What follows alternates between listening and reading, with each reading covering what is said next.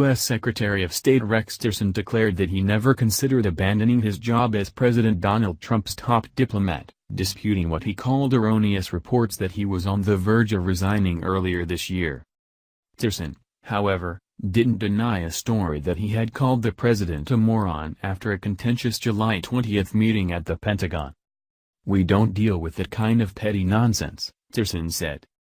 "I'm just not going to be part of this effort to divide this administration." The press-shy former ExxonMobil CEO addressed reporters at the State Department and fielded questions after an NBC News report appeared to throw his future into doubt. The story said Tillerson had been on the verge of resigning this summer amid mounting policy disputes with the White House. It said the tensions came to a head around the time Trump gave a politicized speech in July to the Boy Scouts of America, an organization Tillerson once led.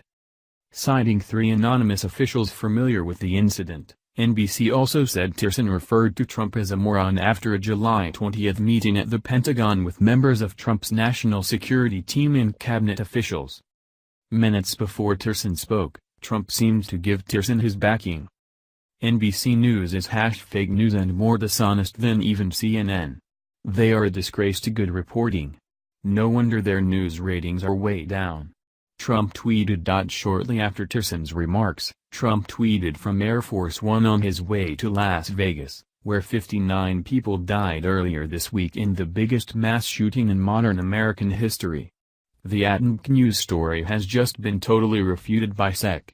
Tillerson and VP Pence. It is #fake news. They should issue an apology to America. It wasn't clear what Trump was referring to regarding Vice President Mike Pence. NBC News said it stood by its reporting. Appearing somber, Tillerson delivered his remarks before a lectern in the Treaty Room at the State Department, a small antechamber where the walls are hung with oil paintings of past secretaries of state. He characteristically betrayed little emotion, though sounded indignant as he responded to questions about whether he had ever called the president a moron. Instead, he sought to frame his response by praising Trump's foreign policy and emphasizing that he has been a good team player.